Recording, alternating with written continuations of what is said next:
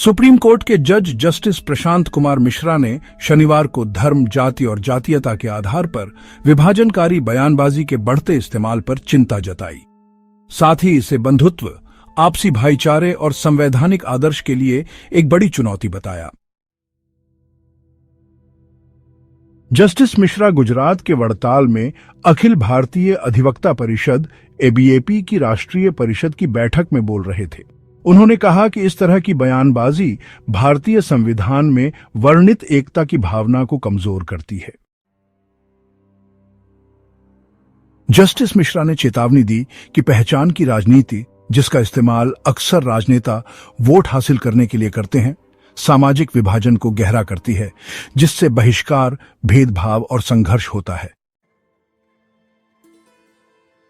उन्होंने भाईचारे को एक ऐसा एकीकृत सूत्र बताया जो भारत के लोकतांत्रिक ढांचे के भीतर स्वतंत्रता, समानता और न्याय के आदर्शों को बांधता है।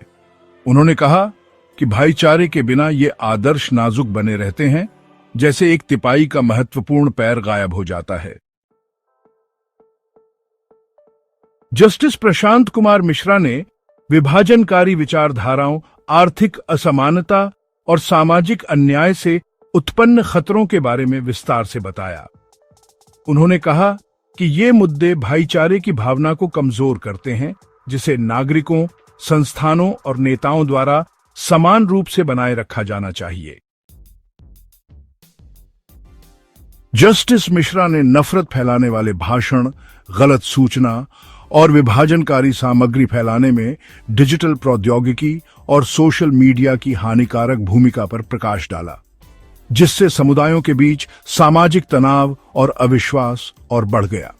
उन्होंने चेतावनी देते हुए कहा कि विभाजनकारी बयानबाजी अविश्वास पैदा करती है, जिससे रूढ़िवादिता और गलतफहमियां पैदा होती हैं।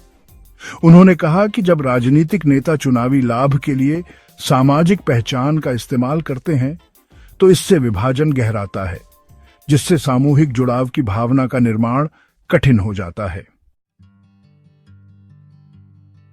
जस्टिस मिश्रा ने इन चुनौतियों से निपटने के लिए सामूहिक प्रयासों का आह्वान किया और समाज के हर वर्ग से भाईचारे की रक्षा में सक्रिय रूप से भाग लेने का आग्रह किया। उन्होंने जोर देकर कहा कि न्यायपालिका को मध्यस्थता, सुलह और भाईचारे के मूल्यों को दर्शाने वाले फैसले तैयार करके एकता को बढ़ावा देने में सक्रिय भूमिका निभानी चाहिए।